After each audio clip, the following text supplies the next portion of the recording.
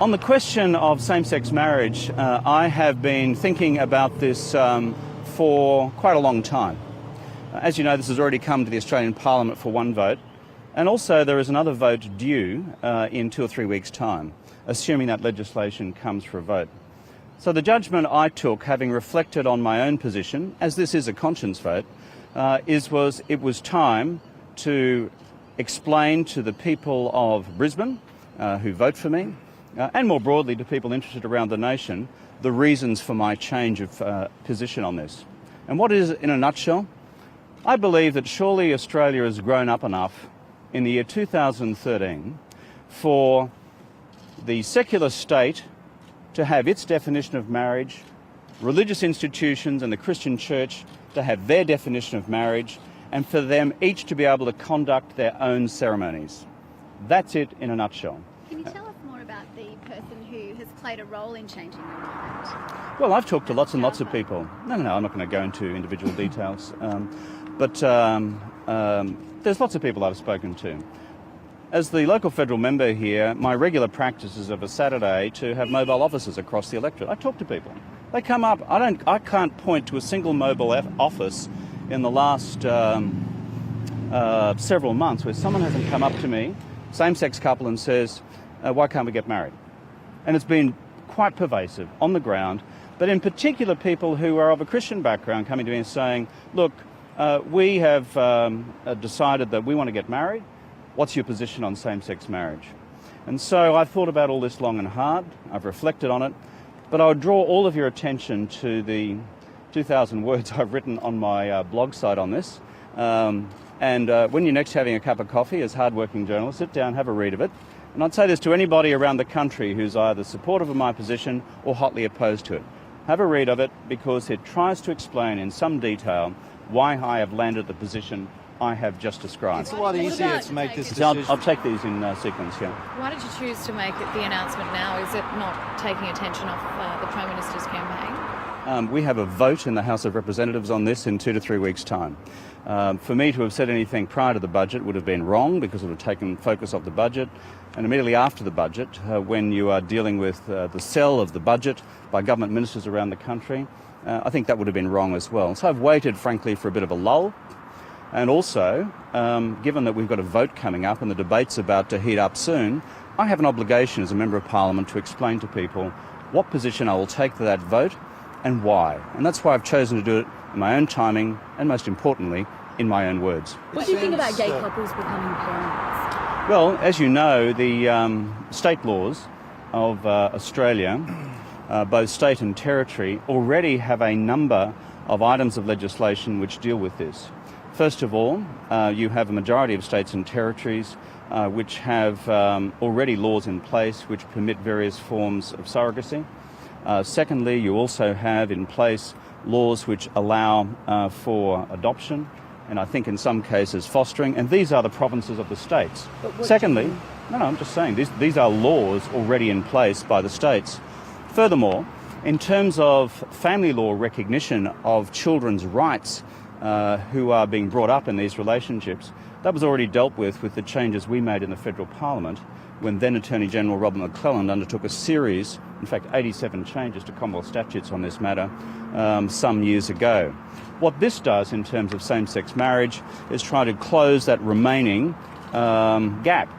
And also, as I say in the article, to provide same-sex parents who have kids with the option, the possibility of providing long-term public pledge of commitment and, if they so choose, the basis of emotional stability and continuity that can provide kids who are in that relationship. And by the way, there are 30,000 or 40,000 kids in Australia who are currently being brought up in such relationships. I think you had a question, didn't you, mate? You seem like you've become a very strong convert to this stance. Is it just a convenience that you take this stance as a backbencher rather than in a leadership role, both as an opposition leader and a Prime Minister? And do you concede that it's easier to take this position as a backbencher? And did you ever hold this position or even close to this position? Well, Michael, as I say in the article, and I'm sure you've read it and memorised it by now, Whenever I would come out with a change in position on this matter, and something as so controversial across the country as same-sex marriage, people are going to say, well, why did you do it then and not another time?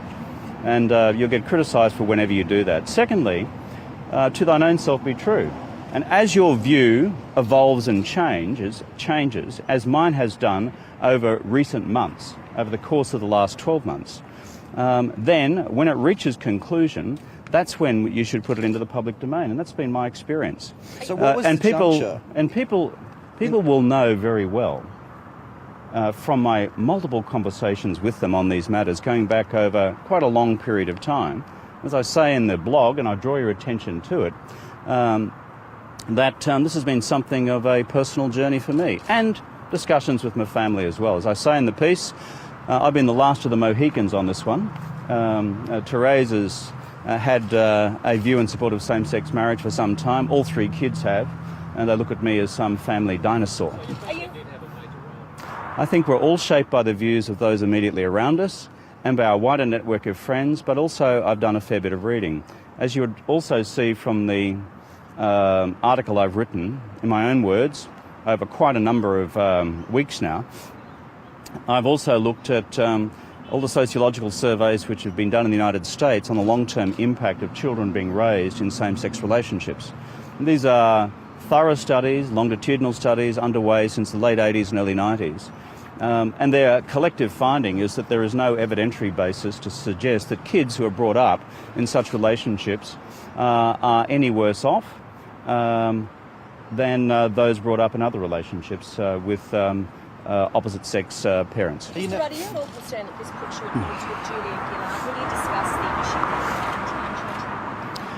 of I said in the article this morning, I don't intend to become some national campaigner on this question. My responsibility is to make my position clear to my community here in Brisbane and to others who have followed this debate across the nation. You don't intend to try and sway her? I was about to complete my answer to the question, which is to say each person arrives at their position on this as a matter of conscience. And that's been the case with me as well. And that has taken a period of time. I'm sure in the case of the Prime Minister, she's arrived at her position of opposition to same-sex marriage as a product of her own conscience and her own deliberations. So that's a matter for her. The important thing is that when this matter is next discussed, and now that we have the bloke who already thinks he's occupying the lodge, Tony Abbott, here in Queensland today, can I just suggest this? Just have the decency to extend a conscience vote to everybody. The Labor Party offers a conscience vote on these questions. Mr Abbott does not permit that of the Liberal Party.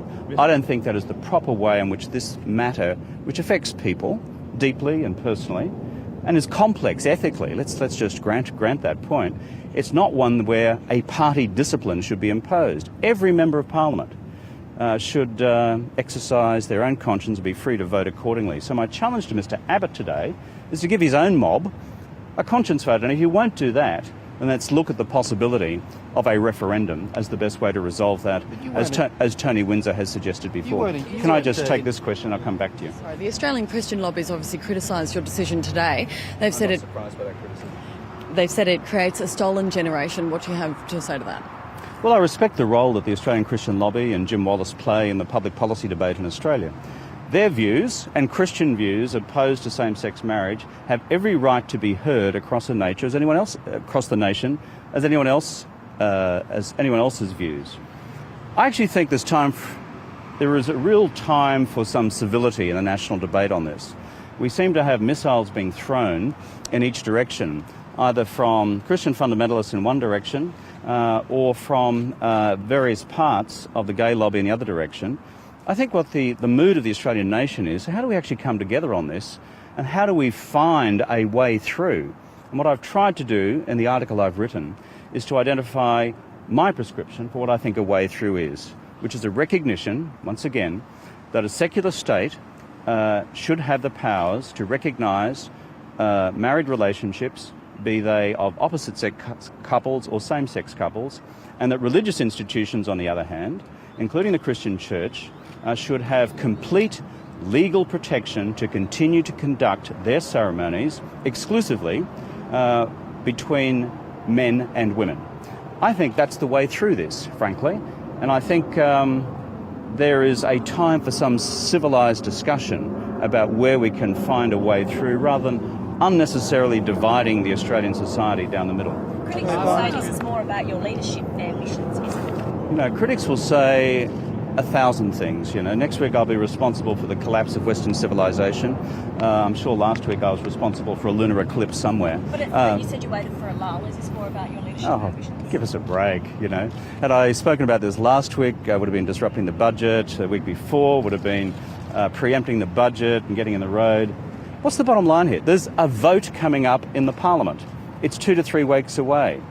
It's the right time to put this position out clearly and in my own terms, rather than have all you guys legitimately come around and ask us all those questions the night before the vote is taken. Well, what are you going to do this time and why? I'd much rather, with a bit of clear air, put it out there in my own language on a blog site so that people can read it.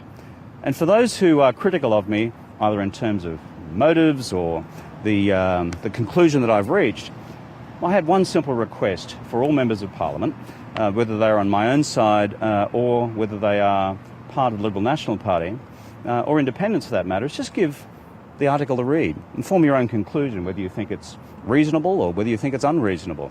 I think there is a time for some civility in this important debate for the nation.